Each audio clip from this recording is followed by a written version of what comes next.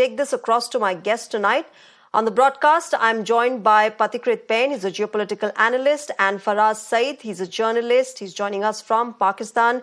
Good evening and welcome to both of you, gentlemen. Faraz, let me first ask you what's happening in your country. Why are air hostesses going to other countries, landing there and not returning? Thank you, Shreya, for having me. First of all, there's an obvious straight answer to this latest vanishing problem that PIA is facing is because of bad economic conditions in Pakistan. Of course, there's political uncertainty. And mind you, Maryam, who just vanished in Canada, was working for PIA for the past 15 years. So it's not that she planned to join PIA just because she wanted to vanish in Canada. She was working in PIA for the past 15 years. Now, we all understand that most of the Pakistanis in the past and in the future as well will do that because, again, the economic conditions are dying down. Political uncertainty is mounting. And, of course, the average wage is falling. The real wage is falling. Now, this is also true for all of the other countries in the region as well. Asia, per se, has been witnessing a large surge in illegal immigrants flying away from their countries. For instance, if we note down, just a year ago, Pakistan faced the worst tragedy when Greek boat tragedy occurred, where 300 Pakistanis drowned off the coast of Greece. Now, it is also true for Indians as well. About 96,000 Indians were, caught and expelled from the U.S.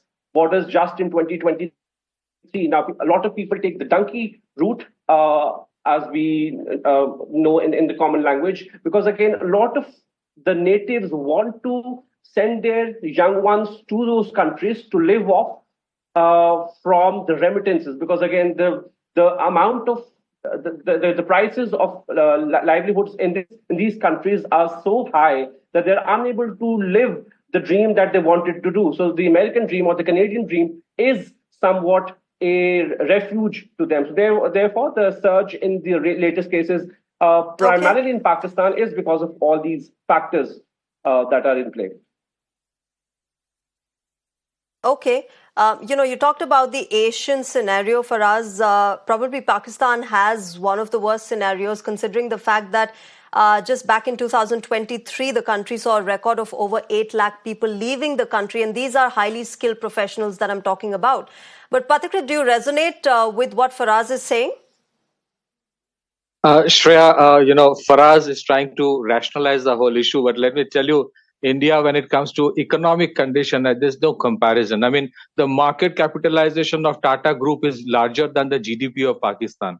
Well, the market capitalization of Tata is $365 billion, and that of Pakistan is $341 billion. India's GDP is almost $4 trillion.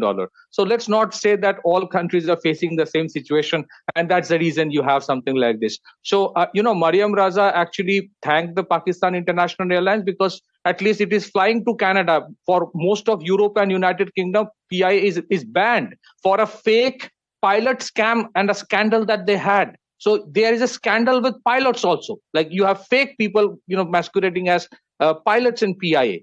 So let me tell you the condition of Pakistan.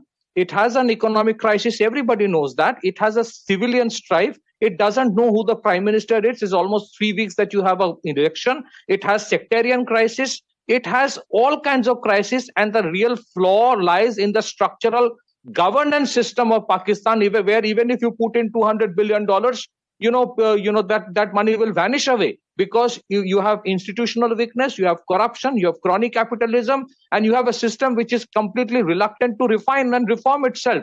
In the last 2 years, more than 20,000 Pakistanis invested $10 billion in UAE and Qatar instead of putting the money in Pakistan. Whereas if we talk about India, its foreign exchange reserve, in spite of the difficult situations of post-pandemic situation, was always around $600 billion.